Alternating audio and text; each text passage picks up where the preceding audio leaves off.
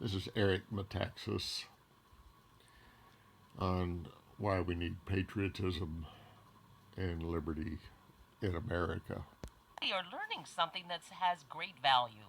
Well, I mean, look, this is, I want to be clear, too. This is not a left or right issue. This is for every American. This is, part of what I say is that we need patriotism because we need to agree on what we agree on. We can disagree on plenty of things, but we need together as Americans to understand what the founders gave us so that we are all in that together. It's not a political battle. This is about the heart and soul of what the founders, by the grace of God, were able to create uniquely, that this had not existed in history before. It's an amazing thing. And when you start realizing how amazing it is, you're kind of humbled and awed, and you think, I never appreciated this. I kind of always assumed that this was like normal. It's not normal.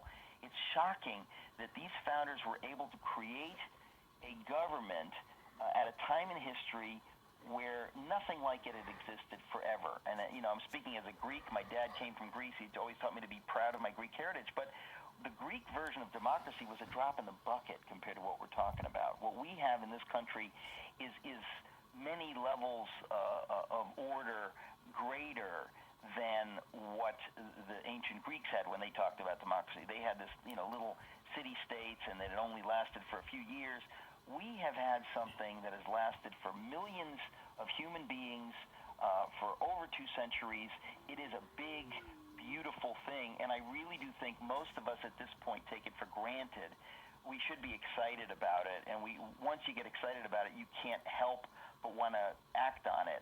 Richard Dreyfuss, the actor, was on my radio program. I have people can look me up online. Just go to ericmetaxas.com. But I've got a radio program, a daily radio program, and I interviewed Richard Dreyfuss. He's politically liberal, but he's doing the same thing. He has a huge effort to teach civics in the schools, to teach the Constitution, because he understands this is not a left or right thing. This is an American thing. We've got to teach this stuff. And so I wrote my book because I understood that we've not been teaching it.